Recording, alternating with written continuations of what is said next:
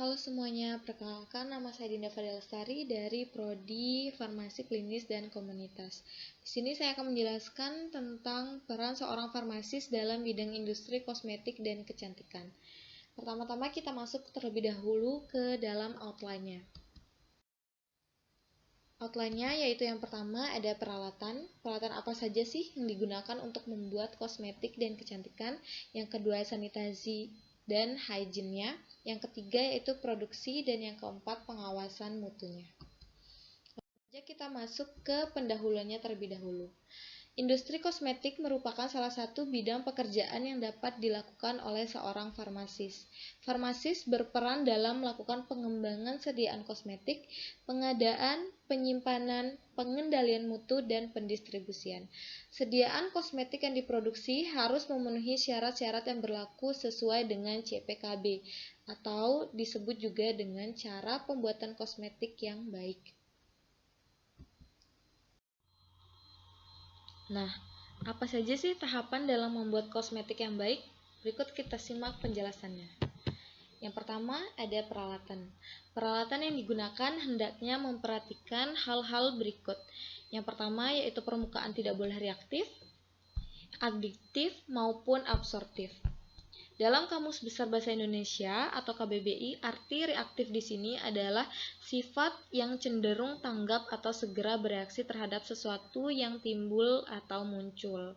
Yang kedua, menurut KBBI, adiktif memiliki arti bersifat menimbulkan ketergantungan pada pemakainya. Yang ketiga, yaitu arti dari absorptif, yaitu bersifat menyerap. Selain reaktif, adiktif, maupun absorptif, peralatan yang digunakan hendaknya dapat dibersihkan dengan mudah, tidak boleh berpengaruh terhadap produk. Maksud dari tidak boleh berpengaruh di sini yaitu peralatan yang digunakan tidak boleh mempengaruhi kandungan dari produk yang dihasilkan. Selanjutnya yaitu harus menggunakan bahan anti ledakan. Bahan anti ledakan di sini dimaksudkan untuk ketika memproduksi produk yang menggunakan bahan yang mudah terbakar, jadi peralatannya harus menggunakan yang anti ledakan. Yang kedua yaitu sanitasi dan hygiene. Hal-hal yang menyebabkan terjadinya pencemaran hendaknya dihilangkan dengan melakukan sterilisasi dan hygiene ke seluruh ruang lingkup. Ruang lingkup sanitasi dan hygiene meliputi personalia, bangunan, peralatan, perlengkapan, dan bahan produksi serta wadahnya. Setiap hal yang dapat mencemarkan merupakan sumber pencemaran produk. Yang ketiga yaitu produksi.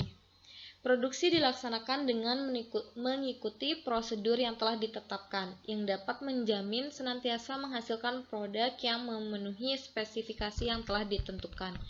Produksinya meliputi yang pertama adanya bahan awal, yang kedua sistem penomoran batch, yang ketiga penimbangan dan pengukuran, yang keempat prosedur dan pengolahan, yang kelima produk keringnya, yang keenam produk basah, yang ketujuh pelabelan dan pengemasan, yang kedelapan karantina dan pengiriman ke godang produk jadi. Selanjutnya yaitu yang keempat pengawasan mutu.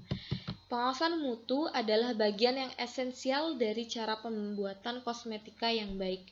Hal ini bertujuan agar tiap kosmetika yang dibuat memenuhi persyaratan mutu yang sesuai dengan tujuan penggunaannya. Mungkin itu saja dari saya. Mohon maaf bila ada kesalahan kata dan semoga apa yang saya sampaikan bisa bermanfaat kepada para penonton dan pendengar. Sekian dari saya. Terima kasih.